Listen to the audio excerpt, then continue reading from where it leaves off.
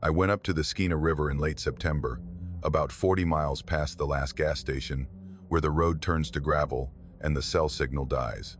I'd been planning the trip for months, just me, my fly rod, and a cooler full of beer. No one to bother me, no one to tell me when to call it a day. I'd fished that stretch of river a handful of times over the years, always alone, always in the fall when the salmon were running and the crowds had thinned out.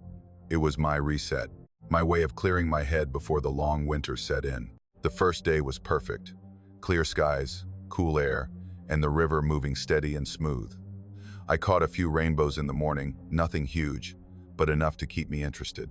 By afternoon, I'd worked my way upstream to a spot I'd never fished before, a wide bend where the current slowed and the water deepened, the kind of place that looks promising but feels just a little too quiet. I waded in up to my knees, cast out into the center of the channel, and let the line drift. That's when I saw it. At first, I thought it was a log or maybe a submerged rock that I hadn't noticed before, but it was moving, slow, deliberate, just below the surface. I could see the ripple it made, the way the water seemed to part around it. I figured it was a sturgeon.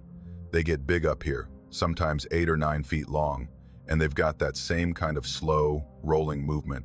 I'd seen them before, but this felt different. It wasn't just passing through, it was staying with me.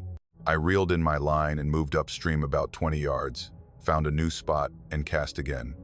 A minute later, I saw the ripple again. Same distance from me, same slow, deliberate movement. I watched it for a while, trying to convince myself it was nothing. Maybe it was curious, maybe it was feeding. But the longer I stood there, the more unsettled I felt. It wasn't moving like an animal. It was moving like it was tracking me. I packed up my gear and moved to a completely different section of the river, maybe 100 yards downstream. I didn't cast right away. I just stood there, watching the water, waiting to see if it would follow, and it did. I saw the ripple appear again, closer this time, moving in that same slow, rolling pattern. My chest tightened. I told myself I was being paranoid, that I was letting my imagination get the better of me. But I couldn't shake the feeling that something was wrong. I decided to call it a day. I waded back to the bank, strapped my rod to my pack, and started the hike back to my truck. The trail ran parallel to the river for about a mile before it cut inland through the trees. I kept glancing over my shoulder, scanning the water. For a while, I didn't see anything, just the current, the rocks, the late afternoon light filtering through the pines. But then, about halfway back, I saw it again. It had surfaced. Not all the way, just enough that I could see the top of it. It was pale, smooth, too large to be any fish I knew. It didn't have scales. It didn't have fins. It just sat there in the water, about 30 feet from the bank, barely moving. I stopped walking. I stood there staring at it, trying to make sense of what I was looking at. It didn't look like a sturgeon. It didn't look like a seal. It didn't look like anything I'd ever seen before. And then it started moving toward me. Not fast, just a slow, steady glide through the water. The current bent around it. I could see the wake it made, the way the surface rippled outward. My legs felt heavy. My hands were shaking. I wanted to look away, to turn and run, but I couldn't move.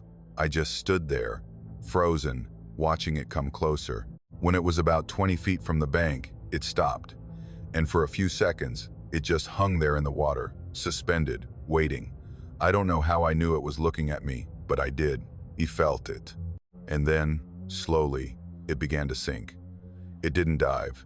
It didn't turn. It just descended, straight down, until I couldn't see it anymore. I didn't wait to see if it came back up. I turned and ran.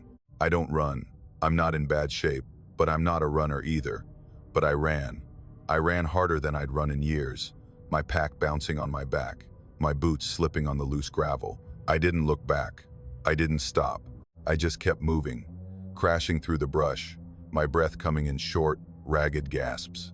Behind me, I heard a sound, a wet, heavy sound, like something sliding back into the water. And then I heard the current change.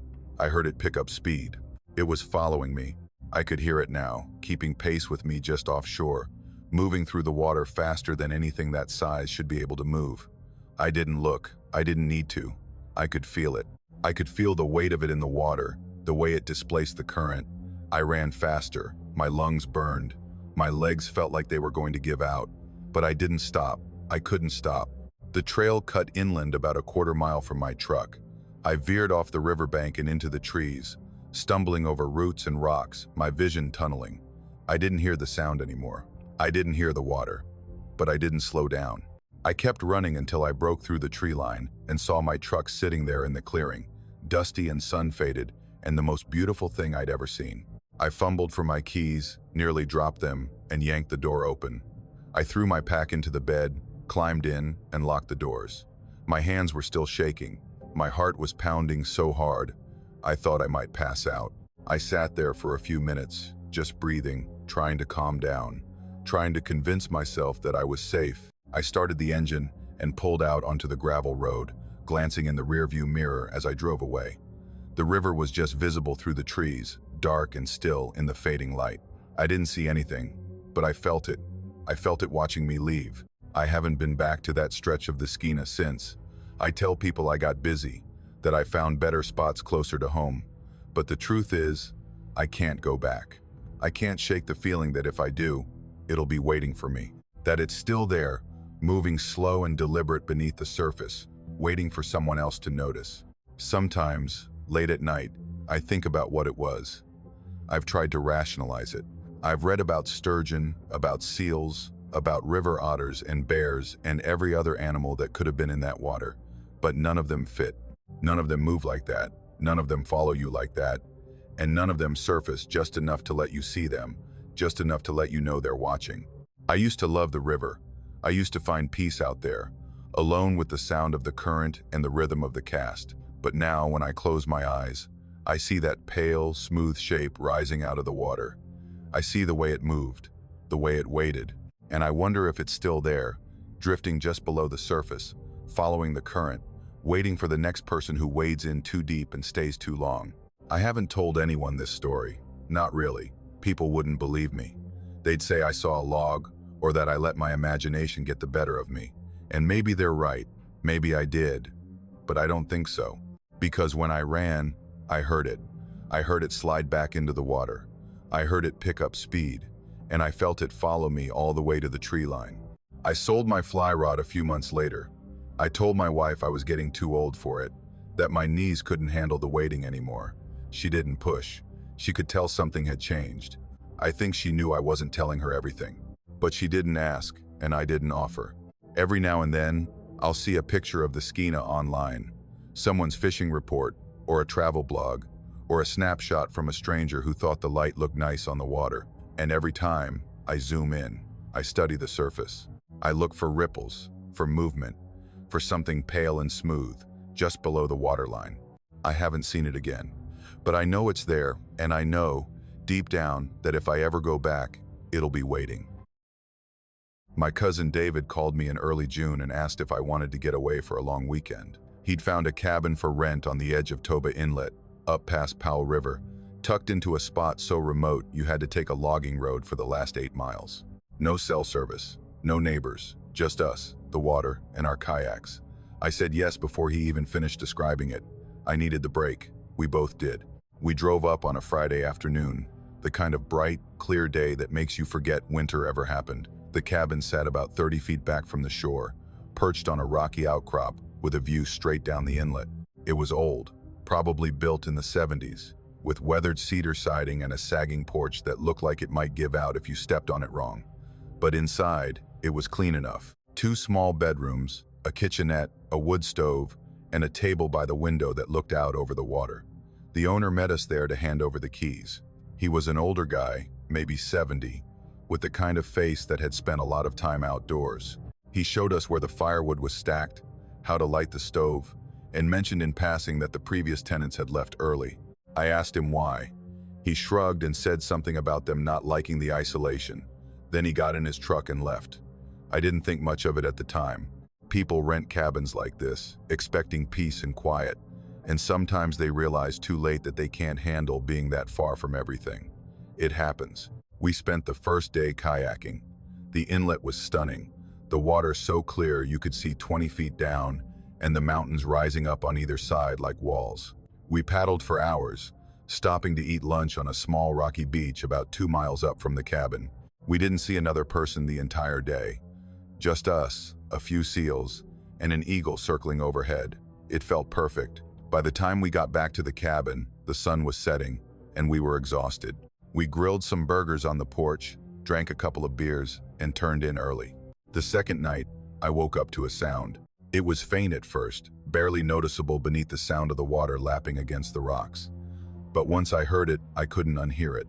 It was a scraping sound, rhythmic and deliberate, like fingernails being dragged slowly across wood.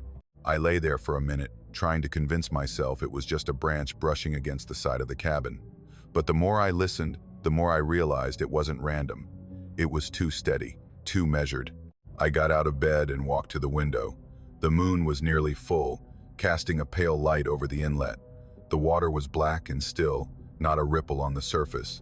I couldn't see anything moving outside. No animals, no branches, nothing. But the scraping continued, and now I could tell it was coming from the wall just below my window. I stood there, listening, my pulse picking up, and then it stopped. I waited. The silence felt heavy, oppressive. I was about to go back to bed when I heard something else. A wet, dragging sound, like something being pulled across the porch. I moved to the front window and looked out. At first, I didn't see anything. Just the porch, the railing, the rocks below. But then I saw the footprints. They were wet, barefoot, human-sized, and they led from the water, across the rocks, up the steps, and right to the front door. My stomach dropped. I turned on the porch light, and the footprints became clearer. They weren't just wet. They were soaked, pooling slightly on the weathered wood. Whoever or whatever had made them had just come out of the water. I stood there, frozen, staring at them. My mind was racing, trying to come up with an explanation. A swimmer, a kayaker, but who the hell would be out on the water in the middle of the night, barefoot, walking up to a stranger's cabin? I checked the door. It was locked. I'd locked it before we went to bed, a habit I'd picked up from years of camping in bear country. I looked through the window again, scanning the porch, the rocks, the tree line. Nothing, just the footprints. And then I noticed something else. The scraping sound had started again, but this time it wasn't coming from the wall. It was coming from the door. I backed away, my heart pounding. The sound was slow and deliberate, like someone dragging their nails down the wood in long, measured strokes.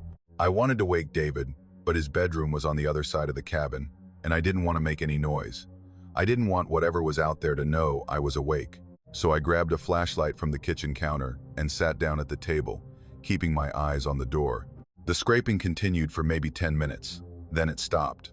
I waited, barely breathing, listening for any sign of movement, but there was nothing. Just the sound of the water and the faint creak of the cabin settling. I didn't move from that table for the rest of the night.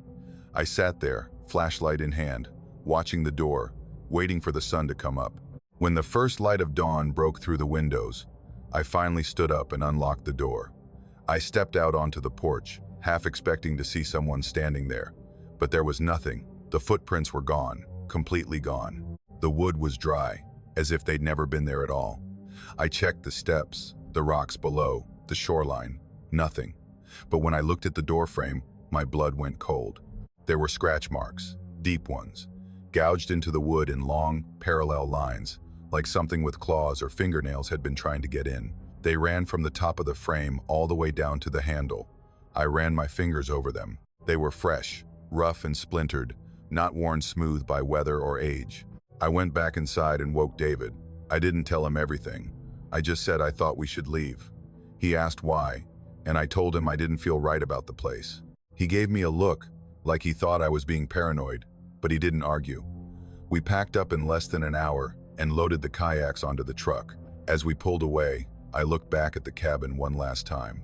The door was still open, swinging slightly in the breeze, and for just a second, I thought I saw something moving in the window, just a shadow, but it was enough. We didn't talk much on the drive home. David asked me once if I'd heard something during the night, and I told him I had, but I didn't go into detail. I didn't tell him about the footprints or the scratching or the way the door frame looked like something had tried to claw its way inside. I didn't think he'd believe me. Hell, I wasn't sure I believed it myself. A few weeks later, I looked up the cabin online. I wanted to see if there were any reviews, any mention of strange occurrences. I didn't find much, but I did find an old news article from about 15 years ago. 2 people had drowned in Toba Inlet during a storm, a couple. They'd been kayaking when the weather turned, and their bodies were never recovered. The article didn't say much else, but it mentioned that they'd been staying in a cabin near the inlet. I didn't need to check the address to know it was the same one. I haven't been back. I haven't even driven up that way since. David asked me a couple of times if I wanted to plan another trip, maybe try a different spot, but I always found an excuse. The truth is, I can't shake the image of those wet footprints leading up to the door, or the sound of the scraping, or the scratch marks gouged so deep into the wood that I could feel the splinters under my fingers. I don't know what was outside that cabin. I don't know if it was something that drowned in that inlet years ago, something that never made it to shore, or if it was something else entirely. But I know what I saw, and I know that whatever it was, it came from the water, and it wanted in. Sometimes, late at night, when I'm lying in bed and the house is quiet, I think about that cabin. I think about the inlet, black and still under the moon, and I wonder if it's still there. If it's still walking up out of the water, leaving wet footprints on the porch, scraping its nails against the door, waiting for someone to open it, waiting for someone to let it in. I hope whoever rents that place next has the sense to leave early, because if they don't, I'm not sure they'll leave at all. I've been guiding fishing charters on the Fraser River for over 15 years. I know every eddy, every sandbar, every stretch of current where the salmon stack up in the fall. I've seen just about everything you can see on the water-capsized boats. Black bears fishing the shallows, eagles diving for coho. I thought I'd seen it all. But what happened that October morning changed the way I think about the river, changed the way I think about a lot of things. It was a Tuesday, early in the month, and I had a small group booked. 3 guys from Seattle, friends who made the trip up every year to fish for Chinook, good clients. They knew the drill, showed up on time, didn't complain when the fish weren't biting. We launched just after sunrise, motoring upstream from the dock at Chilliwack. The river was running low and clear, the kind of conditions that usually make for good fishing. The forecast called for sun, light wind, nothing unusual. But by the time we reached my first spot, the fog had started rolling in. It came in fast, the way it sometimes does in the fall, when the air is cold and the water is still warm.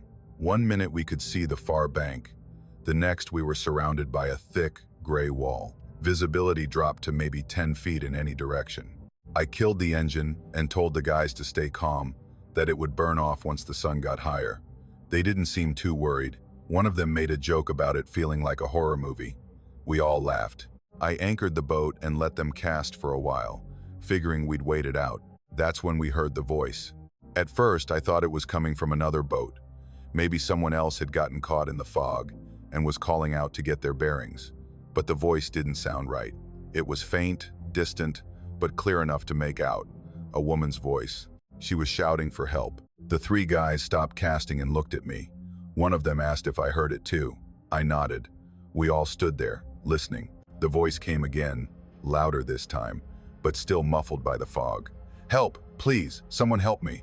It sounded desperate, scared, the kind of sound that makes your stomach drop. One of the clients, a guy named Mark, said we should go toward it, that someone might be in trouble. I hesitated. Something about the voice didn't sit right with me. It was too clear, too consistent, like it wasn't moving with the current or the wind. But Mark was already pulling up his line, ready to go. I told him to wait. I told him to let me think. The voice called out again. "Help! I'm out here, please!" It sounded like it was coming from upstream, maybe 50 yards off the port side. But the fog was so thick I couldn't see anything. No boat, no swimmer, no shapes in the water, just gray. I grabbed my radio and tried calling it in, but the signal was dead. The fog was interfering, or maybe we were just too far from the repeater. Either way, I wasn't getting through. Mark was insistent. He said we couldn't just sit there if someone was drowning. I understood where he was coming from. I would have felt the same way. But my gut was screaming at me not to move. I've been on the water long enough to trust that instinct. So I told him no. I told him we were staying put until the fog lifted. He wasn't happy about it, but he sat back down. The voice kept calling, but now it had moved. It wasn't upstream anymore. It was off the starboard side, maybe the same distance, maybe closer. It was hard to tell, and it was still calling for help. The same words, the same desperate tone. "Help, please, someone," one of the other clients asked if it was an echo. I didn't answer. I didn't know what it was. For the next 20 minutes, the voice circled us. It never got closer. It never got farther away. It just moved around the boat in a slow, deliberate pattern, always just out of sight, always calling. The guys had stopped talking. They just sat there, gripping their rods, staring into the fog. I kept one hand on the throttle, ready to start the engine and get us out of there if I had to. But I didn't want to move blind. Not in fog this thick, not on the Fraser. And then, just as suddenly as it had started, the voice stopped. The fog didn't lift right away. We sat there in silence for another 5 minutes, maybe longer, listening. But there was nothing. Just the sound of the current and the occasional slap of water against the hull. When the fog finally began to thin, I started the engine and motored slowly downstream, scanning the water for any sign of a person, a boat, anything. There was nothing, no one on the shore, no debris, no other boats in sight, just the river, wide and empty, like we were the only ones out there. We fished for another hour, but none of us had the heart for it. The guys were rattled. Hell, I was rattled. When we got back to the dock, I helped them unload their gear and told them to drive safe. They didn't say much, just packed up and left. I don't think they'll be back next year. I was tying up the boat when I heard someone call my name. I turned and saw old Pete sitting on the bench by the bait shop. Pete's been around the river longer than anyone I know. He used to guide back in the 70s, before the regulations got tight and the fish got scarce. Now he just sits at the dock, drinks coffee, and watches people come and go. I walked over and asked him what was up. He looked at me for a long moment, then asked if I'd heard the voice. I felt my chest tighten. I asked him what he meant. He said he'd seen my boat sitting out there in the fog for a while, longer than usual, and he figured I'd heard it. I asked him how he knew. He said it's been happening for decades, that every few years someone hears it. A woman calling for help out in the fog, always the same voice, always moving in a circle. He said most people who hear it have the sense to stay put, but some don't. I asked him what happens to the ones who don't. He didn't answer right away. He just stared out at the water, his face unreadable. Then he told me about a guide who went out looking for the voice back in the 80s. The guy was experienced, knew the river as well as anyone, but he heard the voice and went after it. They found his boat the next day, drifting empty near the mouth of the Harrison. No sign of him, no body, nothing. Pete said there were others too, people who followed the voice and never came back. I asked him what he thought it was. He shrugged and said he didn't know. Maybe it was someone who drowned years ago, still calling out.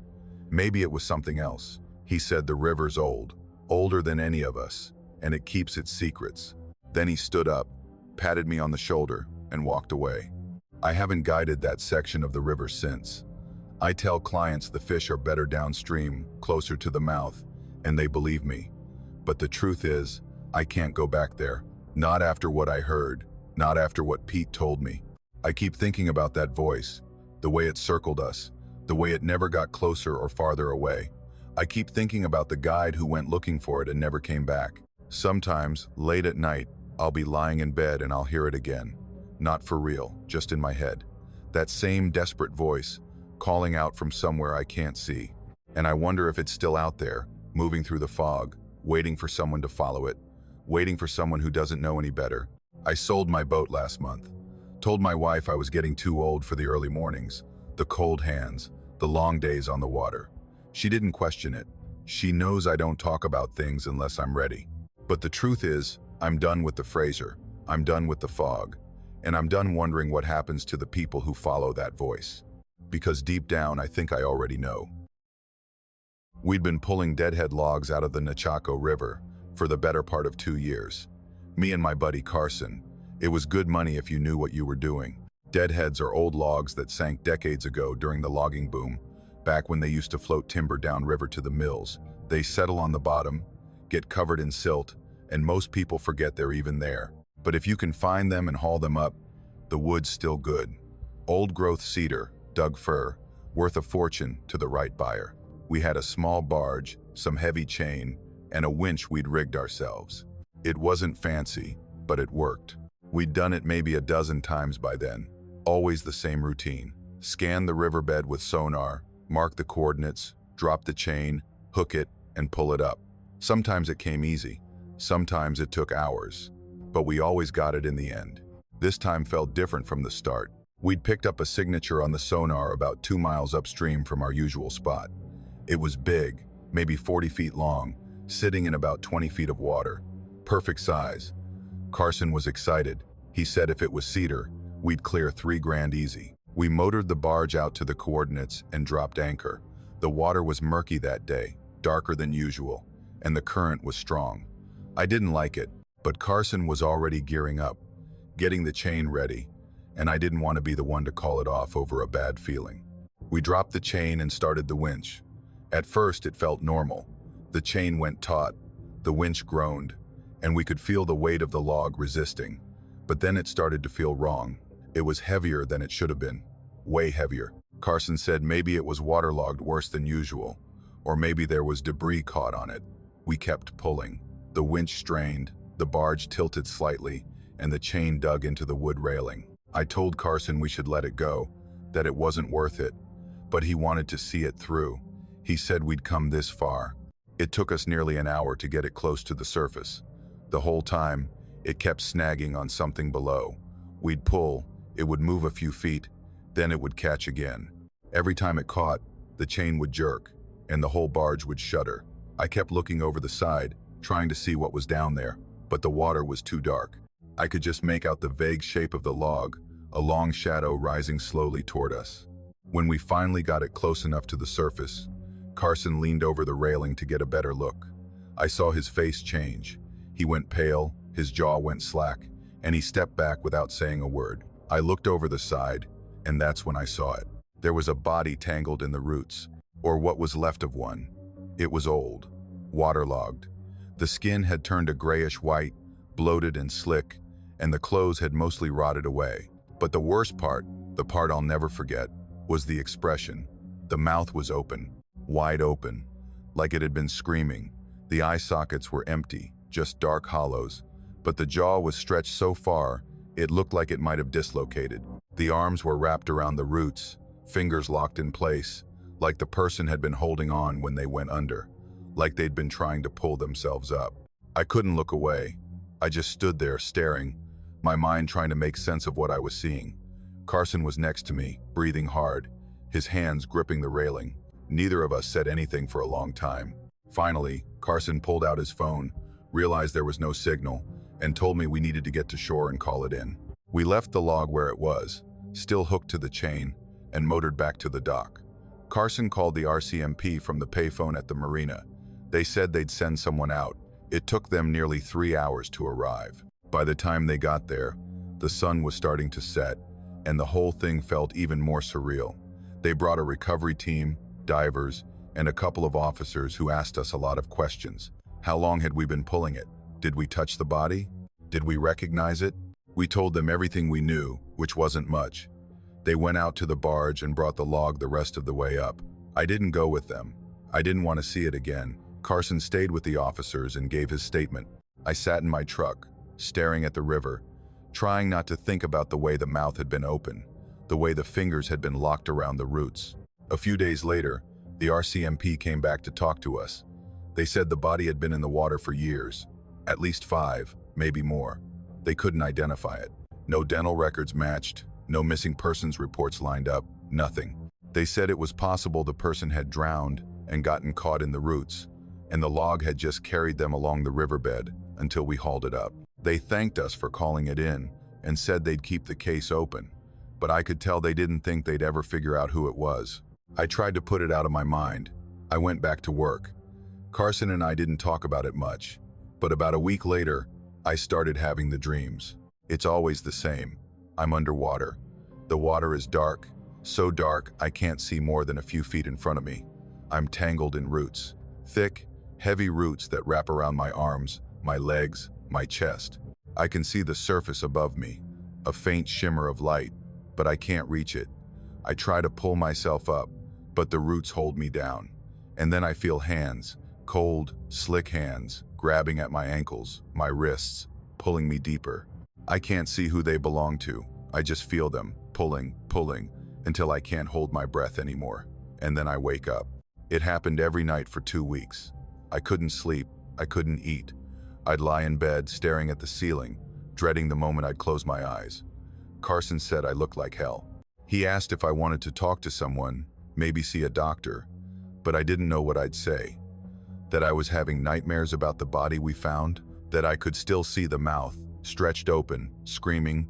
I started avoiding the river. I told Carson I needed a break, that I wanted to take some time off. He understood. He said he'd been having a hard time with it too, that he kept thinking about the way the body had been holding on to the roots, like it had been trying to pull itself up, like it had been fighting. I sold my share of the barge a month later. Carson didn't try to talk me out of it. He knew I was done. I don't work the rivers anymore. I got a job doing construction inland, something that keeps me away from the water. I don't fish. I don't kayak. I don't even like driving over bridges if I can help it. But the dreams haven't stopped. They're less frequent now, maybe once or twice a month, but they're always the same. I'm underwater, tangled in roots, and I can see the surface, but I can't reach it. I can feel the hands pulling me down. And sometimes, in the dream, I see the face, the mouth stretched open, the empty eye sockets. And I wonder if that's what the person saw before they drowned. If they felt the same hands pulling them down. If they screamed, even though no one could hear them. I don't know who they were. I don't know how they ended up tangled in those roots. But I think about them a lot. I think about the way their fingers were locked in place, holding on, even after all those years. And I wonder if they're still down there, somewhere in the dark water, waiting for someone else to find them. I hope I never go back to that river. I hope I never have to see it again. But some nights, when I close my eyes, I'm already there, and I can feel the water closing over my head. My Uncle Ray disappeared on the Campbell River in the spring of 2003. He'd gone out fishing alone, something he'd done 1,000 times before. He knew that river better than anyone. He'd grown up on it, fished it his whole life, guided tourists through it for 20 years. He could read the current like most people read a book. So when search and rescue found his boat overturned near the rapids, empty except for his tackle box and one waterlogged boot, we knew something had gone terribly wrong. They searched for 3 days. Divers went down, helicopters flew overhead, volunteers walked the banks for miles in both directions. They never found him. No body, no sign of a struggle, just the overturned boat and that single boot. The RCMP said it was an accident. Maybe he'd hit a rock, maybe he'd lost his balance, maybe the current had taken him before he could get to shore. It happens, they said, even to experienced fishermen. The river doesn't care how long you've been on it. We held a small service 2 weeks later. My Aunt Linda stood at the front of the room, pale and quiet, holding a framed photo of Ray from their wedding day. He was smiling in the picture, one arm around her waist, the other holding up a massive salmon he'd caught that morning. That was Ray, always fishing, always smiling. My cousins sat in the front row, staring at nothing. I sat in the back with my parents, trying to process the fact that he was gone, that he wasn't coming back. Life went on. It had to. My aunt sold Ray's boat and most of his fishing gear. She couldn't look at it anymore, couldn't stand the reminder. She stopped going to the river, stopped talking about him except in past tense. It was like she'd sealed that part of her life away, locked it in a box somewhere deep where it couldn't hurt her anymore. My cousins went back to school. I went back to work. We all moved forward, the way you do when someone dies. You don't have a choice. 6 months later, my aunt called me at 2 in the morning. I didn't recognize her voice at first. She was breathing hard, almost hyperventilating, and when she spoke, her words came out in a rush. "He's here," she said. "He's back. Ray's back." I thought she was dreaming, or maybe having some kind of breakdown. Grief does strange things to people, and I knew she hadn't been sleeping well. I told her to calm down, to take a breath, to tell me what was going on, but she just kept saying it. "He's here. He's sitting at the kitchen table. You need to come." I got dressed and drove to her house. It was a 20-minute drive, and the whole way there, I kept telling myself it wasn't real, that she'd had a nightmare, or that she'd seen someone who looked like Ray, and her mind had filled in the rest. But when I pulled into her driveway and saw the lights on in the kitchen, something in my chest tightened.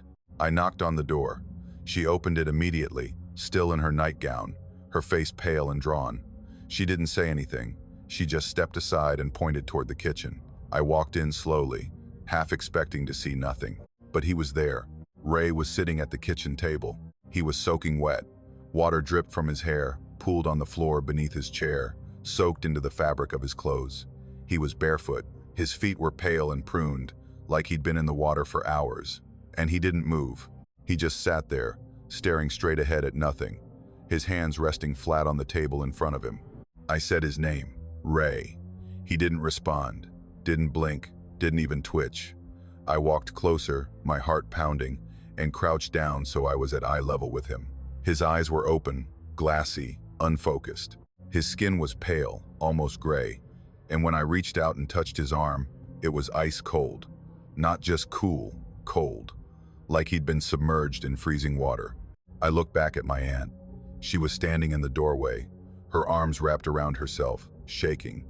I asked her what happened. She said she'd woken up to the sound of the front door opening. She thought it was a break-in, so she grabbed the phone and went to call the police. But when she looked down the hall, she saw him. He was standing in the doorway, dripping wet, staring at nothing. He walked right past her without a word, came into the kitchen, and sat down, and he hadn't moved since. I tried talking to him again. I asked him where he'd been, what had happened, if he was okay. Nothing. He just sat there, staring. I checked his pulse. It was there, faint and slow, but steady. His breathing was shallow. He didn't smell like anything. No river water, no fish, no rot, just nothing. I called an ambulance. They arrived within 15 minutes and loaded him onto a stretcher. He didn't resist. He didn't react at all. He just lay there, staring at the ceiling as they wheeled him out. My aunt and I followed them to the hospital. The whole drive, she kept asking me if I thought he was really back. If it was really him, I didn't know what to tell her. The doctors ran every test they could think of.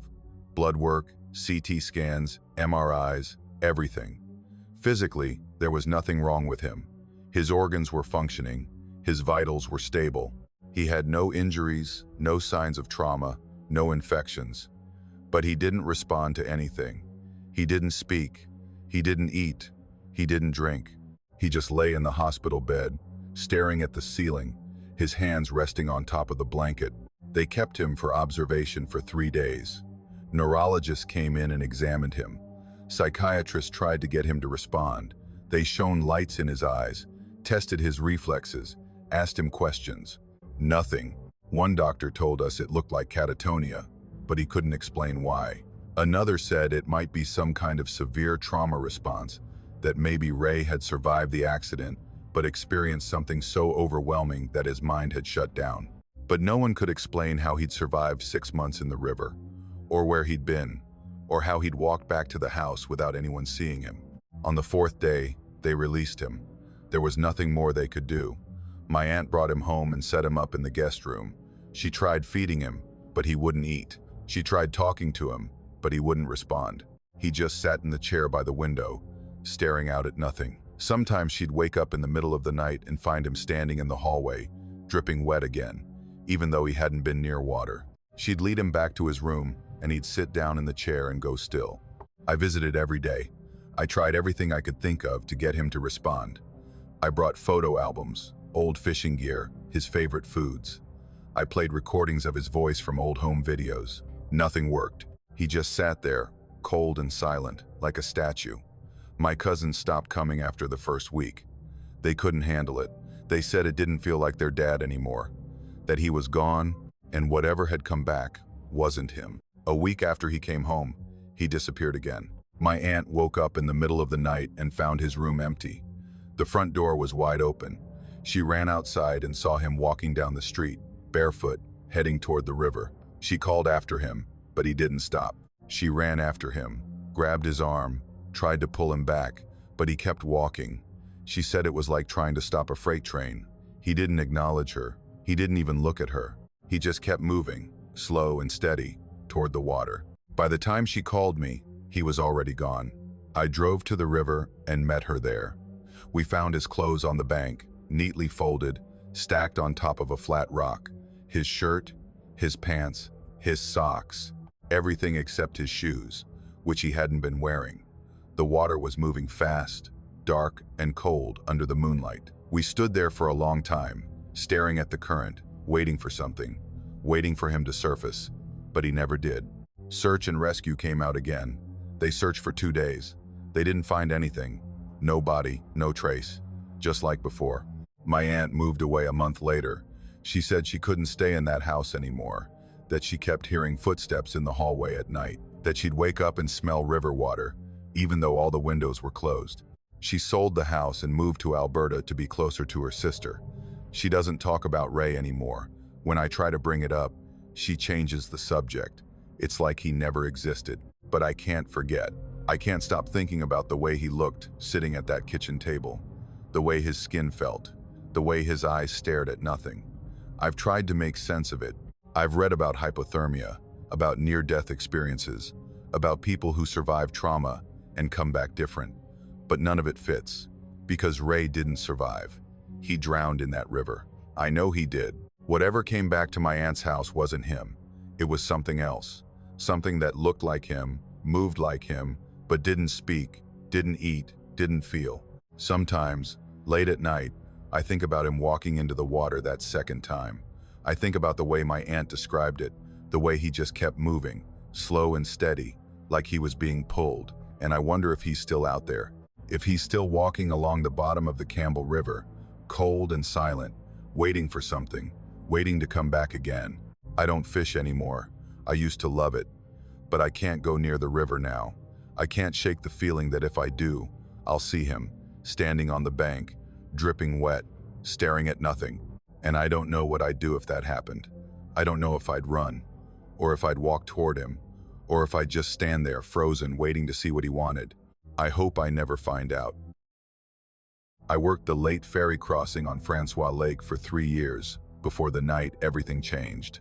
It's a small operation, just a cable ferry that runs back and forth across the water, carrying a handful of cars at a time.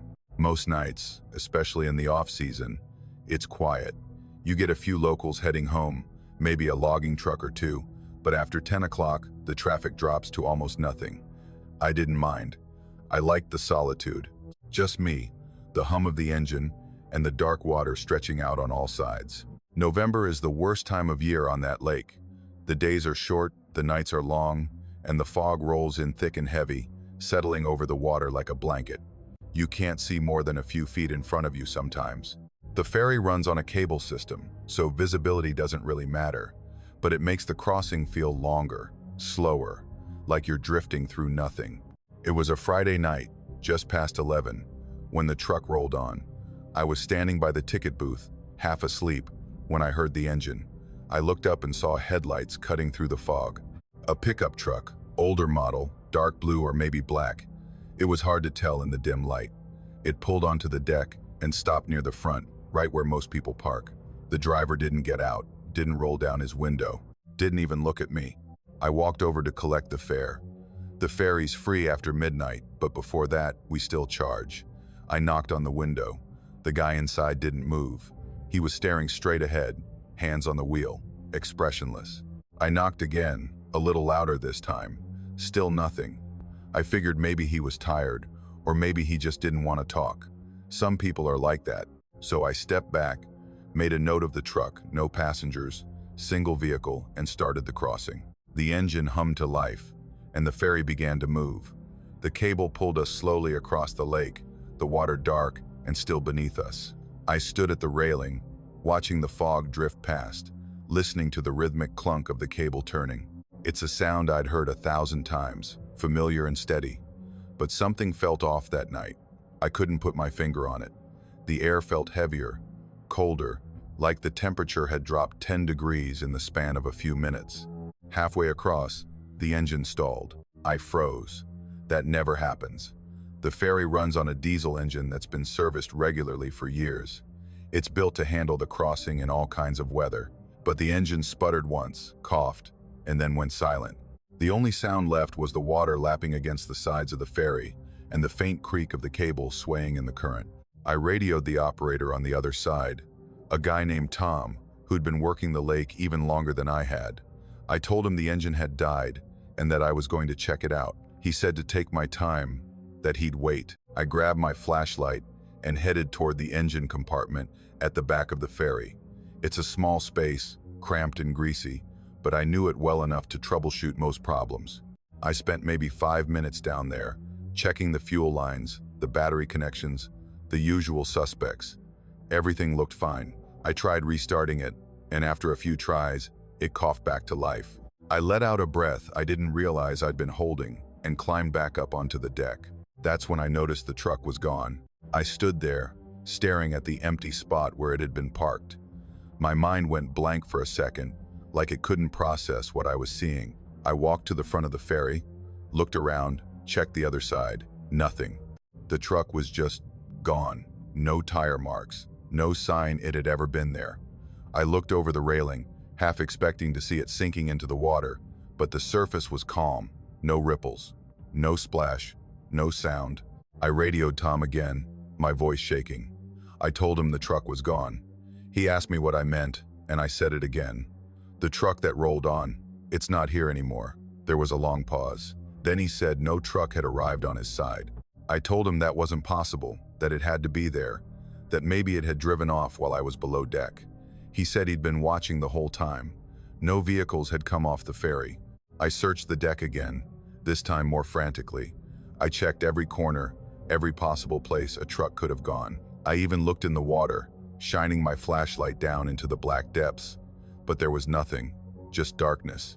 I stood there, my heart pounding, my hands shaking, trying to make sense of what had just happened. The crossing finished, and I docked the ferry on the other side. Tom was waiting for me, arms crossed, looking concerned. He asked me if I was feeling okay, if I'd been drinking, if maybe I'd imagined the whole thing. I told him I hadn't. I told him about the truck, about the driver who wouldn't look at me, about the way it had just vanished. He didn't believe me. I could see it in his face. He thought I was tired, or stressed, or maybe losing it. But I knew what I'd seen. I went home that night and didn't sleep. I kept replaying it in my head, trying to find an explanation. Maybe the truck had driven off while I was below deck and I just hadn't heard it. But that didn't make sense. The engine had been off. The ferry had been drifting. There was no way a truck could have driven off without me hearing it hit the water. And even if it had, there would have been a splash, a sound, something. The next morning, I went to the local diner and asked around. I described the truck, described the driver, asked if anyone had seen him. An older woman sitting at the counter went quiet. She asked me to describe the truck again. I did. Dark blue, older model, single cab. She nodded slowly and said that sounded like Jim Calloway's truck. I asked who that was. She told me Jim had driven his truck into Francois Lake 20 years ago, drove it straight off the ferry ramp in the middle of the night. They never recovered the vehicle. They never found his body either. I felt my stomach drop. I asked her what he looked like. She said he was in his 40s, thin, with dark hair and a blank expression.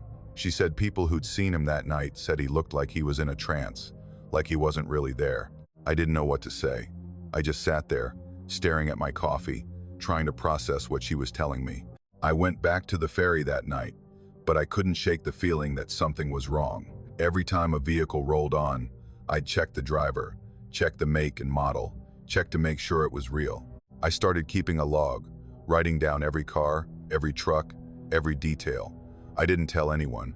I didn't want them to think I was losing my mind.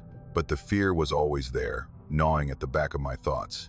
A month later, I quit. I told my supervisor I was moving, that I'd found another job, but that wasn't true. I just couldn't do it anymore. I couldn't stand on that ferry, night after night, wondering if the next vehicle that rolled on would disappear, wondering if I'd see that blank, expressionless face staring through the windshield again.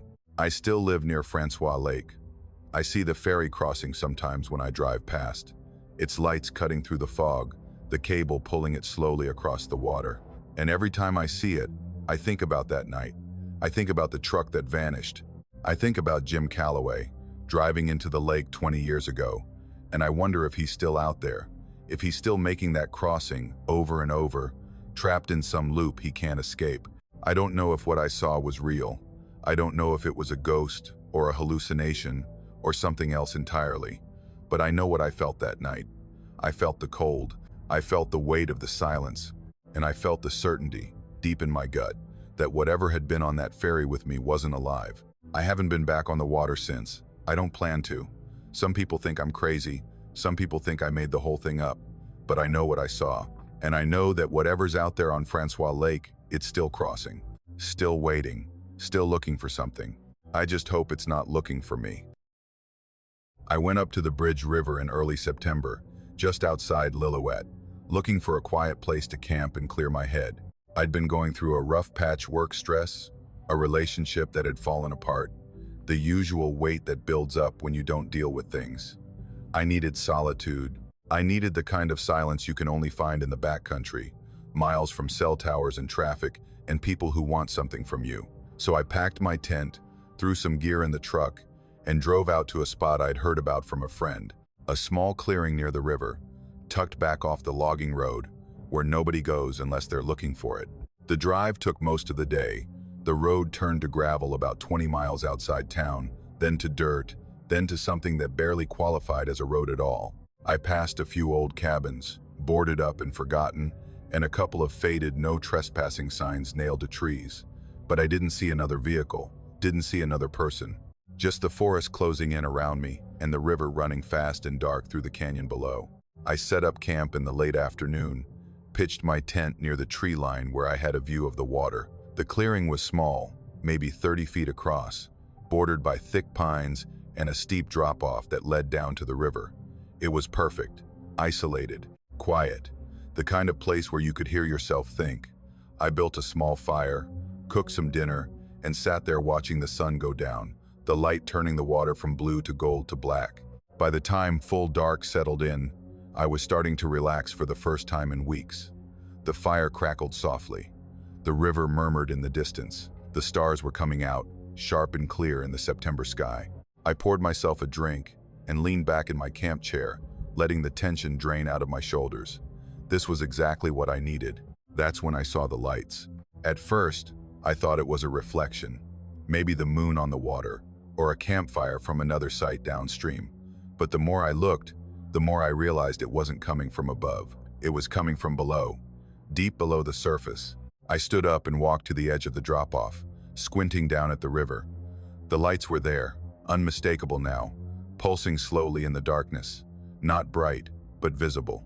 A soft, shifting glow that moved like it was breathing. I watched for a few minutes, trying to make sense of it. I've spent a lot of time outdoors. I've seen bioluminescent algae in the ocean, phosphorescence in tide pools, even glowing fungi in the forest. But this was different. The lights were too organized, too deliberate. They moved in patterns, circling slowly, converging toward a central point, then spreading out again. It was almost hypnotic. I grabbed my flashlight and made my way down the slope to the riverbank. The descent was steep and rocky, and I had to use tree roots and exposed rocks to keep from slipping. By the time I reached the bottom, my hands were scratched and my boots were muddy, but I didn't care. I needed to see what was happening. The river was wider than it looked from above, maybe 40 feet across, moving fast over a bed of smooth stones. The water was clear enough that I could see the bottom in the shallows, but the center was deep, dark, and impenetrable, and that's where the lights were. They hung suspended in the water, maybe 10 or 15 feet down, glowing faintly in shades of blue and green. They pulsed in a slow, rhythmic pattern, almost like a heartbeat. I counted at least 6 of them, but it was hard to tell. They kept moving, merging together, then breaking apart. I crouched down at the water's edge and watched. I don't know how long I stayed there. An hour, maybe more. I couldn't look away. The lights moved in circles, traced invisible paths through the current, rose toward the surface, then sank back down. There was a pattern to it, something intentional, but I couldn't figure out what it was. And the longer I watched, the more uneasy I felt. It wasn't just curiosity anymore. It was something deeper, something that made the hair on the back of my neck stand up. Eventually, I forced myself to go back to camp. I climbed the slope, my legs shaking, my mind racing. I sat by the fire and tried to rationalize what I'd seen. Maybe it was some kind of underwater phenomenon. Maybe it was minerals in the water catching the moonlight. Maybe it was a trick of the eye, fatigue, the altitude. But I didn't believe any of that. I knew what I'd seen, and I knew it wasn't natural. I didn't sleep much that night. I lay in my tent, staring at the ceiling, listening to the sound of the river below.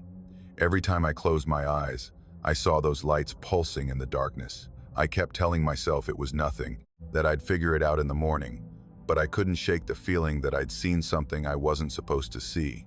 When the sun finally came up, I packed my gear and drove into Lillooet. I needed coffee. I needed to talk to someone. I needed to know I wasn't losing my mind. I stopped at a small diner on the edge of town, one of those places with vinyl booths and laminated menus and coffee that tastes like it's been sitting on the burner for hours. I ordered breakfast and asked the waitress if she knew anything about the Bridge River. She shrugged and said it was a nice spot for camping, but nothing special. I pressed her a little, asked if anyone had ever mentioned seeing anything strange out there. Lights in the water, maybe. She gave me a weird look and said she'd never heard of anything like that. But an older man sitting at the counter overheard me. He turned around, slow and deliberate, and looked at me for a long moment. Then he asked me where I'd been camping. I told him. He nodded, like he'd been expecting that answer. He motioned for me to come sit next to him. His name was Joseph. He was St. Adim, born and raised in the area, and he'd spent his whole life near that river. He asked me what I'd seen. I described the lights, the way they moved, the way they pulsed. He didn't look surprised. He just nodded again and said people had been seeing those lights for generations. His grandfather had seen them. His father had seen them. He'd seen them himself when he was a boy. I asked him what they were. He was quiet for a long time. Then he said the river had a spirit, that it was old, older than the town, older than the roads, older than any of us. And when the lights appeared, it meant the spirit was awake. He said you didn't go near the water when that happened. You didn't swim. You didn't fish. You didn't even look too long, because if the spirit noticed you, it might decide to keep you. I asked him what he meant by that. He leaned in closer and told me about a group of kids, maybe 5 or 6 years ago, who'd gone swimming in the river at night. They'd been drinking, messing around, ignoring the warnings their parents had given them. One of them didn't come back up. They searched for him all night, brought in divers, dragged the riverbed. They found him 3 days later, miles downstream, caught in a tangle of roots near the shore. Joseph said the boy's eyes were open, wide open, like he was staring at something, but there was no water in his lungs. The coroner couldn't explain it. They ruled it an accidental drowning, but Joseph said everyone who lived near the river knew better. The boy had seen the lights, and the lights had seen him back. I sat there, my coffee going cold in my hands, trying to process what he was telling me. I asked him if he believed it. He looked at me, his expression unreadable, and said it didn't matter what he believed. The river was what it was, and the lights were what they were, and if I was smart, I'd stay away. I thanked him and left.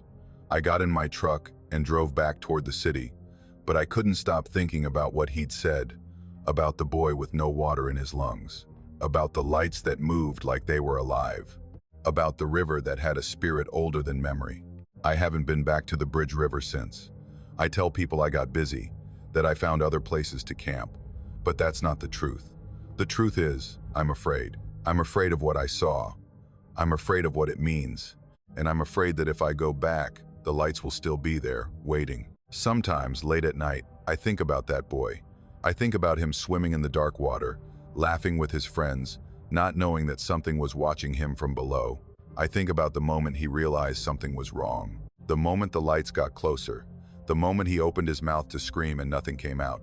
And I think about the way those lights moved.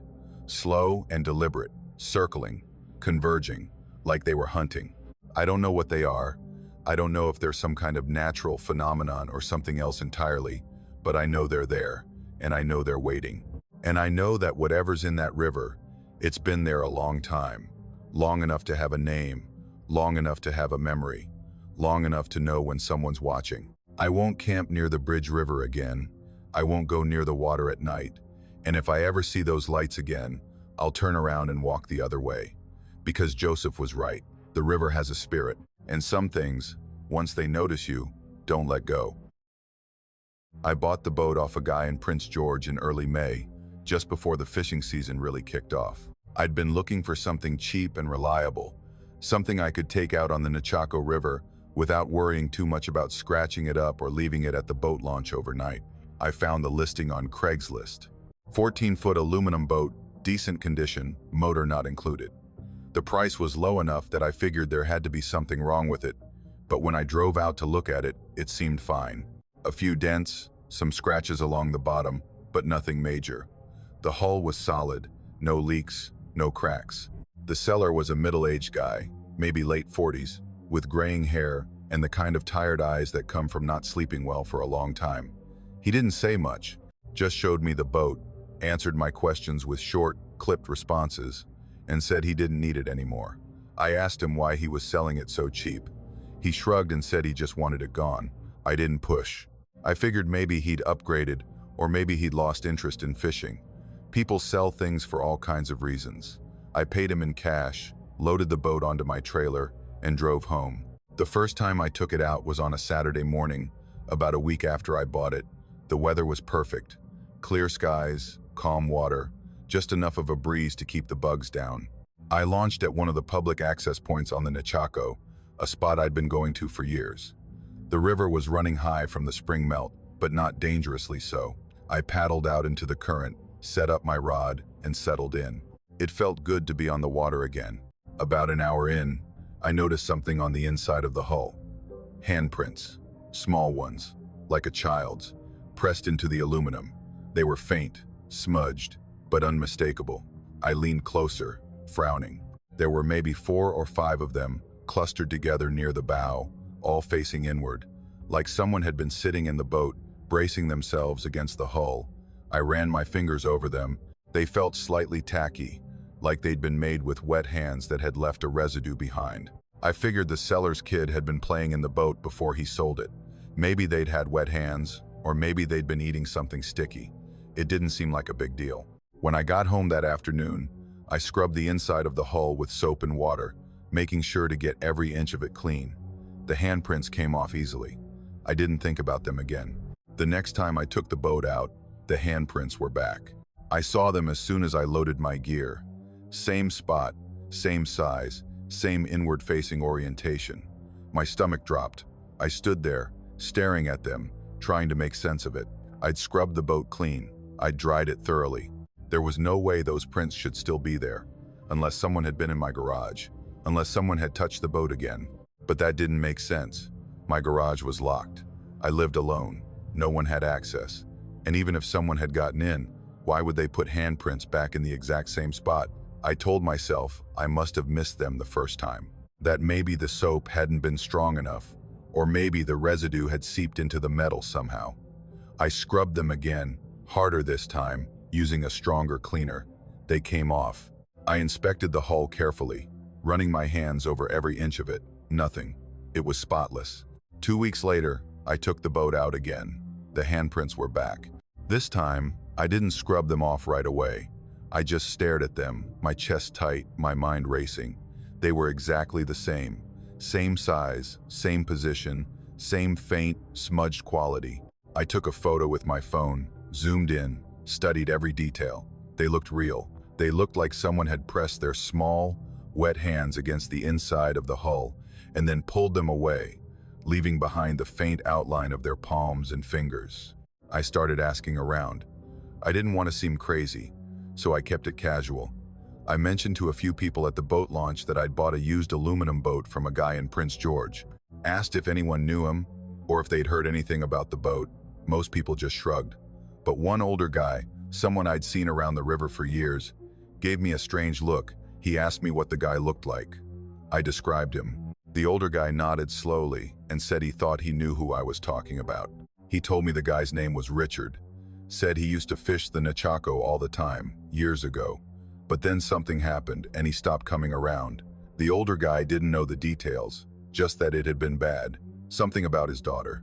I thanked him and tried to play it off like I was just curious.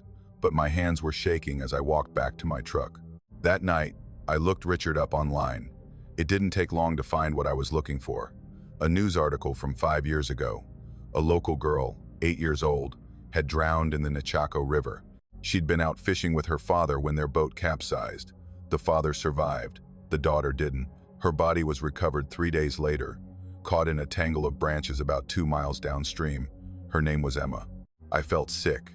I went back to my garage and stood in front of the boat, staring at those handprints, small ones, like a child's, always facing inward, like someone had been trying to push their way out. I thought about Emma, trapped in that overturned boat, the water rising, her small hands pressing against the hull, trying to find a way to escape, trying to breathe. I tried calling Richard. I'd saved his number from when I bought the boat.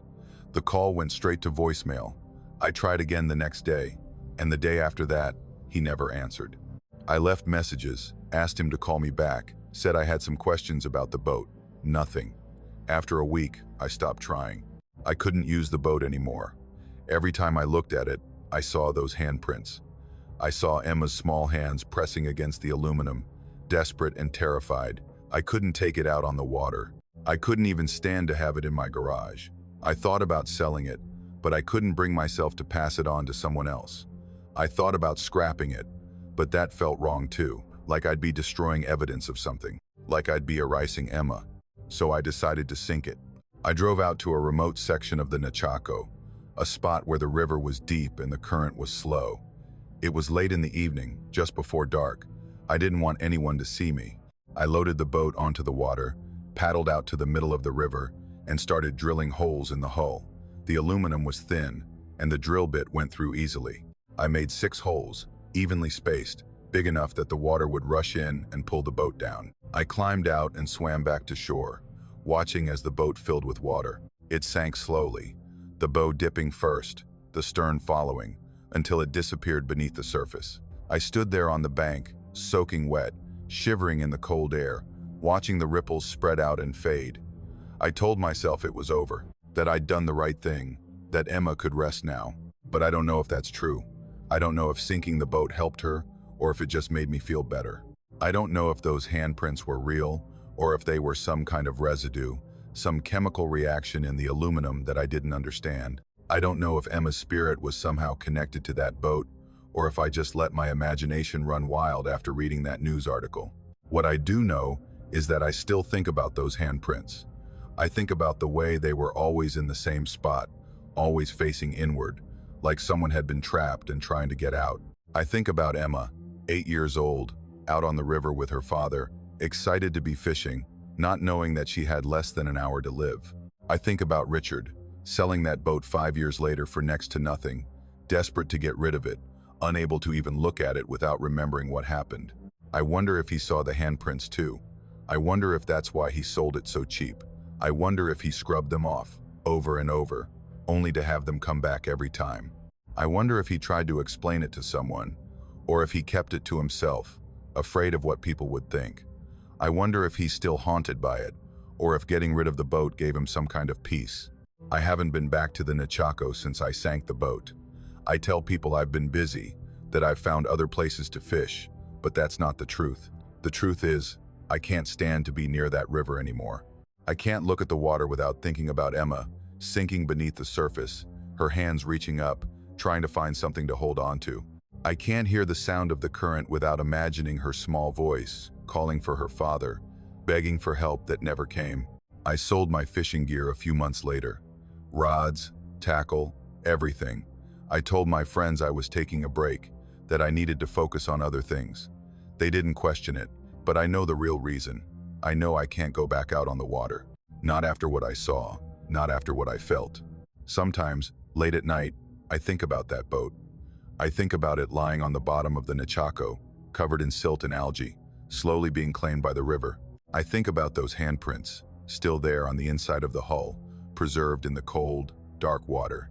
And I wonder if Emma is down there too, if her spirit is still connected to that boat, still pressing her hands against the aluminum, still trying to push her way out. I hope sinking it helped. I hope it gave her some kind of release, but I don't know, and I don't think I'll ever know. All I know is that I can't forget those handprints. I can't forget the way they looked, small and desperate, facing inward. And I can't forget the feeling I had every time I saw them. The feeling that someone was trying to tell me something, that someone was still trapped, still reaching out, still hoping that someone would help them escape. But I couldn't help Emma. She was gone long before I bought that boat, and no matter how many times I scrubbed those handprints away, no matter how hard I tried to make them disappear, they always came back, always in the same spot, always facing inward, like a memory that refuses to fade, like a cry for help that no one can hear. I don't know if I did the right thing by sinking that boat. I don't know if it brought Emma peace or if I just made things worse. But I know I couldn't keep it. I know I couldn't keep seeing those handprints, knowing what they meant, knowing that a little girl had died in terror, her hands pressed against the hull, fighting for air that wouldn't come. So I let the river take it back. I let it sink into the darkness, where maybe, just maybe, Emma could finally let go. But some nights, I still see those handprints in my mind, small and desperate, facing inward, and I wonder if she ever will. I'd been hiking the trails along the Chicamus River for years before I saw it. The trail system there is one of those well-maintained, popular spots that draws families, trail runners, and photographers, especially in the summer when the weather's good and the scenery is at its best. I'd been going there since I moved to British Columbia in my 20s, back when I was still trying to figure out what I wanted to do with my life. The river became a kind of anchor for me, a place I could go to think, to reset, to feel like I was part of something bigger than myself. It was a Tuesday afternoon in mid-July when I saw the person in the water. The trail was quiet that day, which was unusual for that time of year. I'd passed a few hikers earlier in the morning, but by early afternoon, I had the path mostly to myself. The sun was high, the air was warm, and the river was running fast from the snowmelt up in the mountains. I could hear it from the trail, that constant roar of water moving over rocks, carving its way through the canyon. I stopped at one of the lookout points to take a break and drink some water. It's a popular spot, with a wooden railing and a clear view down to the river about 40 feet below. The water there is deep and fast, churning white over submerged boulders, cutting through the narrow canyon with a force that makes you respect it. Signs are posted all along the trail, warning people to stay out of the water. Every year, someone drowns. Every year, someone underestimates the current. That's why I noticed the person right away. They were in the middle of the river, maybe 30 feet from the near bank, floating face down. Not moving, not struggling, just drifting slowly with the current, their arms spread out at their sides, their legs trailing behind them. My first thought was that I was looking at a body. My second thought was that I needed to do something. I yelled. My voice came out raw and desperate, echoing off the canyon walls. "Hey, are you okay?" No response. The person didn't move, didn't lift their head, didn't react at all. I yelled again, louder this time, waving my arms. Nothing. They just kept drifting, face down, carried along by the current like a piece of driftwood. I pulled out my phone with shaking hands. No signal. I'd known that before I started the hike, but I'd hoped maybe I'd get a bar or two at the lookout. Nothing. I shoved the phone back in my pocket and started scrambling down toward the river. The slope was steep and covered in loose rocks and exposed roots. I slipped twice, catching myself on branches, my heart pounding so hard I could feel it in my throat. By the time I reached the riverbank, the person was gone. I stood there, chest heaving, scanning the water desperately. The current was fast, but they couldn't have gone far. I should have been able to see them, but there was nothing. Just the river, churning and indifferent, moving past me like nothing had happened. I ran downstream, stumbling over rocks, my boots slipping on wet stones. I kept my eyes locked on the water, searching for any sign of them, a flash of clothing, a limb breaking the surface, anything, but I saw nothing. After maybe 200 yards, I stopped, hands on my knees, gasping for breath. They were gone, completely gone. I hiked back up to the trail and kept moving until I found a spot with cell service. It took another 15 minutes, but when I finally got a signal, I called 911. The dispatcher was calm and professional. She asked me where I was, what I'd seen, how long ago. I told her everything. She said search and rescue would be dispatched to check it out. She told me to stay on the line, to stay where I was, but I couldn't. I was shaking too hard. My mind was racing. I told her I'd meet them at the trailhead and hung up. I hiked out as fast as I could, my legs burning, my lungs screaming. When I reached the parking lot, there was already a search and rescue truck waiting. 2 volunteers in bright orange vests. They asked me to describe what I'd seen, where I'd seen it, how long the person had been in the water. I told them everything, but as I spoke, I could see the doubt creeping into their faces. They were polite, professional, but I could tell they weren't entirely convinced. Or maybe they were convinced, but they'd heard this story before. They went out to search. I waited in the parking lot for hours, sitting on the tailgate of my truck, watching the sun move across the sky. Other hikers came and went, glancing at me curiously but not asking questions. Finally, just before sunset, the search and rescue team came back. They hadn't found anything. No body, no clothing, no sign of anyone in the water. They said they'd keep an eye out, that they'd file a report, but without a missing person report or any other evidence, there wasn't much they could do. I drove home that night feeling hollow. I couldn't shake the image of that person floating face down in the current, the way they didn't move, the way they didn't respond, the way they just disappeared. I didn't sleep that night. Every time I closed my eyes, I saw them. I saw the water. I heard the sound of the current. I kept telling myself it had to be a mistake. Maybe they'd made it to shore downstream. Maybe they'd gotten out and walked away before anyone could find them. Maybe I'd been seeing things, my mind playing tricks on me in the bright sunlight and the roar of the river. But I knew I hadn't. I knew what I'd seen. A week later, I went back. I don't know why. Maybe I needed to prove to myself that it had really happened. Maybe I was hoping to find some kind of closure. Maybe I needed to see that stretch of river again to confirm that it was real, that I hadn't imagined the whole thing. Or maybe I just couldn't stay away. The trail had been part of my routine for so long that avoiding it felt like admitting defeat. I started the hike early in the morning, hoping to avoid other people. The weather was still good, but there were fewer hikers than usual. I passed a couple near the trailhead, but after that, I was alone. The forest felt different this time, quieter. The bird song seemed muted. The sunlight filtering through the trees felt dimmer somehow, like the world had turned down the brightness just a notch.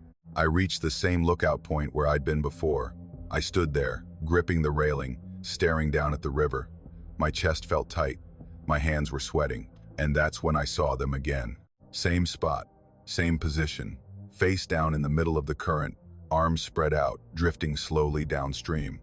My breath caught in my throat. I took a step closer to the railing, my knuckles white from gripping it so hard. It was them. I knew it was them. The same shape, the same posture, the same horrible, unnatural stillness. I stood there, frozen, watching as they drifted past the same rocks, the same bend in the river, moving at the exact same speed as before. Like they were following a script, like they were stuck on a loop. I didn't yell this time. I didn't call 911. I didn't scramble down to the riverbank. I just stood there, my mind blank, my body numb, watching them float past. And then, just like before, they were gone.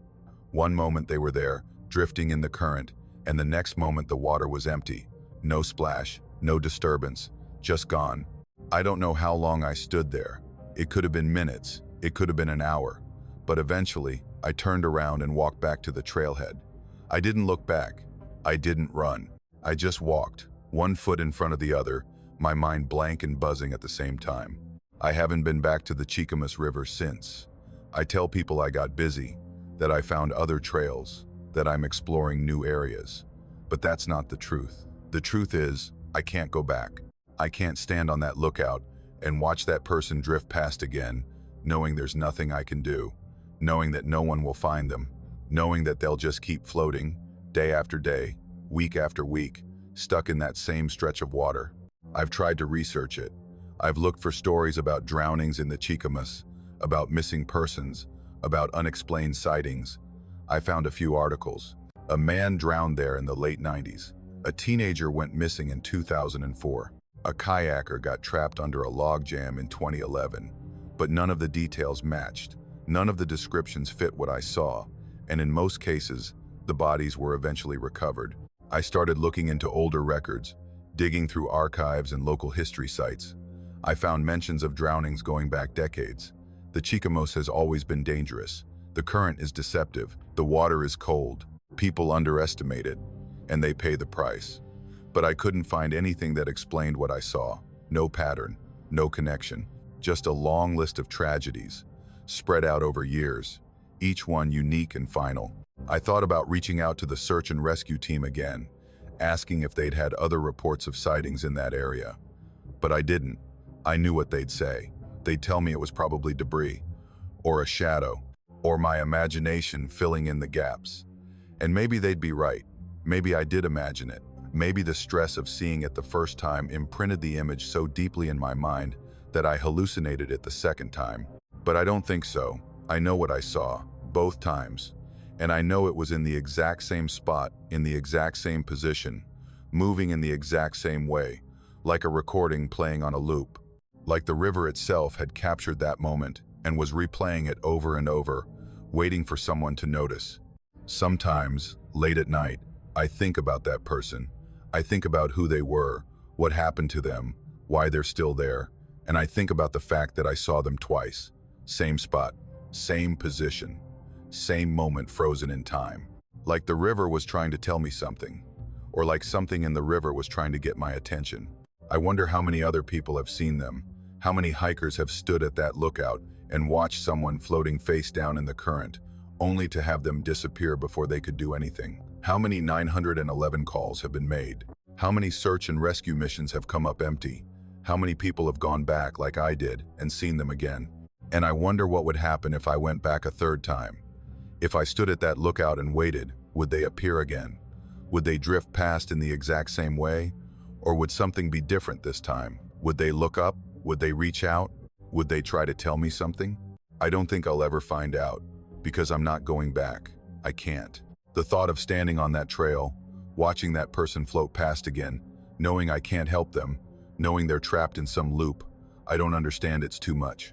It fills me with a dread I can't explain, a heaviness that sits in my chest and won't go away. I've tried other trails, other rivers, other places to hike and clear my head, but it's not the same. The Chikamus was my place. It was where I went to think, to reset, to feel grounded. And now it's gone, taken away by something I can't explain and don't understand. I don't tell people about what I saw anymore. The few times I tried, they looked at me like I was losing it, like grief or stress or isolation had finally gotten to me. And maybe it has. Maybe I am losing it, but I know what I saw. And I know that person is still out there, drifting in the current, face down, arms spread, waiting for someone to see them. I just hope it's not you. My brother and I had been planning the Boron Lakes trip for over a year. It's one of those classic canoe circuits in northern British Columbia, about 70 miles of paddling through interconnected lakes and portages. Usually takes about a week if you pace yourself right. We'd grown up canoeing together, spent summers at our grandfather's cabin on a lake up north, so this felt like a natural progression, a chance to disconnect, to push ourselves, to spend some real time together before life got too busy and these kinds of trips became harder to arrange. We started the circuit on a Monday morning in late August. The weather was perfect. Clear skies, warm days, cool nights. We made good time the first few days, paddling hard, portaging our gear without complaint, falling into the rhythm of it. The Boron circuit is beautiful in a way that's hard to describe. Dense forest coming right down to the water's edge, mountains rising in the distance, and a kind of silence that makes you feel like you've stepped back in time. We saw a few other groups, but for the most part, we had the lakes to ourselves. By the fourth day, we'd covered about 40 miles and were feeling strong. We decided to camp on a small island in the middle of one of the larger lakes. It wasn't marked on the map as an official campsite, but it looked perfect. A flat clearing near the water, surrounded by pines, just big enough for our tent and a small fire. We pulled the canoe up onto the rocky shore, flipped it over to keep the morning dew out, and set up camp. Dinner was simple. Dehydrated chili, instant coffee, a couple of granola bars. We sat by the fire as the sun went down, watching the light fade across the water, talking about nothing in particular. The kind of easy conversation you can only have with someone you've known your whole life. By 9 o'clock, we were both exhausted. We doused the fire, crawled into the tent, and were asleep within minutes. I woke up to the sound of knocking. At first, I thought I was dreaming. The sound was faint, rhythmic, almost gentle. But the more I listened, the more I realized it was real. I lay there in my sleeping bag, eyes open, staring at the roof of the tent. The knocking continued. 3 slow, deliberate knocks, then silence, then 3 more. I sat up and listened. It was coming from outside, from the direction of the canoe. I figured it was an animal, maybe a raccoon or a bear, poking around, curious about our gear. We'd hung our food pack in a tree, but maybe something had caught the scent and was investigating. I unzipped the tent as quietly as I could and stepped out into the cool night air. The moon was nearly full, casting enough light that I could see the clearing, the trees, the canoe pulled up on the shore about 20 feet away. Everything looked still, quiet. I grabbed my flashlight from inside the tent and walked toward the canoe, scanning the ground for tracks or signs of movement. The knocking had stopped. I stood there for a moment, listening, but there was nothing. Just the sound of the water lapping gently against the rocks and the faint rustle of wind through the pines. I walked over to the canoe and flipped it right side up, shining my flashlight inside. Nothing, no animals, no scratches, no sign that anything had been messing with it. I checked the hull, ran my hand along the sides, looked for any damage. Everything seemed fine. I told myself I'd imagined it, that maybe I'd been half asleep and my brain had filled in the rest. I flipped the canoe back over, walked back to the tent, and crawled into my sleeping bag. Then the knocking started again. This time, it was louder, clearer. 3 slow, deliberate knocks, and they were coming from underneath the canoe. I froze. My brother stirred next to me. I whispered his name. He mumbled something and rolled over. I said it again, louder this time. He sat up, groggy and confused. What? I told him to listen. Knock, knock, knock. His eyes went wide. We both sat there, motionless, barely breathing. The sound was unmistakable now. It wasn't random. It wasn't an animal brushing against the hull or a branch knocking in the wind. It was deliberate, measured, like something was underneath the canoe, reaching up and knocking on the bottom of the hull with something hard. We crawled out of the tent together. My brother grabbed his flashlight, and we walked slowly toward the canoe. The knocking had stopped again. We stood there, side by side, staring at the overturned hull. I could feel my heart pounding in my chest. My brother reached out and touched the canoe, as if to reassure himself it was still there, still solid. Then we heard it again. Knock, knock, knock. The sound was coming from directly beneath the hull, not from the side, not from the edge, from underneath, like something was on the ground, reaching up, tapping on the aluminum with deliberate, measured strikes. My brother stepped back, his face pale in the moonlight. I crouched down and shone my flashlight under the edge of the canoe, expecting to see I don't know what, an animal, a rock, something, but there was nothing. Just the rocky shore, damp from the lake, reflecting the beam of my flashlight. We stood there for what felt like an eternity, though it was probably only a few minutes. The knocking didn't come again. My brother whispered that we should flip the canoe over and check underneath. I didn't want to. Every instinct I had was screaming at me to leave it alone, to get back in the tent, to pretend we hadn't heard anything. But I knew we wouldn't sleep until we checked. We grabbed the edge of the canoe and flipped it. The hull was wet, slick with lake water and algae. We shone our flashlights over every inch of it, looking for anything out of place. And that's when we saw them. Scratches. Deep, long scratches gouged into the underside of the hull. They ran in parallel lines, 4 or 5 of them, like something with claws had been dragging them across the aluminum. The scratches were fresh. The edges were rough and splintered, catching the light from our flashlights. My brother and I looked at each other. Neither of us said anything. We didn't need to. We both knew those scratches hadn't been there when we'd pulled the canoe onto the shore. We checked it that afternoon, made sure there was no damage before we set up camp. These were new. We flipped the canoe back over and dragged it farther up onto the shore, away from the water. Then we went back to the tent. We didn't talk. We didn't try to rationalize it. We just sat there, side by side, flashlights in hand, staring at the tent entrance, waiting, listening. The knocking didn't come again that night, but we didn't sleep either. We sat there until the first light of dawn started to creep through the trees, and even then, we didn't relax. We packed up our gear in silence, loaded the canoe, and paddled away from that island as fast as we could. The rest of the trip passed without incident. We finished the circuit, checked out at the ranger station, loaded our gear into the truck, and drove home. We didn't talk about what had happened. Not on the drive. Not when we got back. Not in the weeks and months that followed. It was like we'd made an unspoken agreement to just let it stay buried. To let it be something that happened but didn't need to be examined or explained. But I think about it. I think about it all the time. I think about the sound of those knocks. The way they were so deliberate, so measured. like something was trying to communicate, or maybe trying to get our attention. I think about the scratches on the hull, the way they looked fresh, raw, like they'd been made just moments before we flipped the canoe over. And I think about the lake, about how deep it was, about how the water was black and still in the moonlight, and how you couldn't see more than a few feet below the surface even during the day. I think about what might have been down there, swimming up to the shore, reaching up toward the canoe with something that had claws. My brother and I haven't been back to the Boron Lakes. We've talked about other trips, other places we could paddle, but we've never followed through. I think we both know why. I think we both remember that night, even if we don't talk about it. I think we both hear those 3 slow, deliberate knocks in our heads sometimes, late at night, when the house is quiet and the world is still. I've tried to research it. I've looked for other stories about strange experiences on the Boron Lakes, about sounds in the night, about things in the water. I've found a few scattered reports, campers hearing splashing near their tents, canoeists feeling like they were being watched.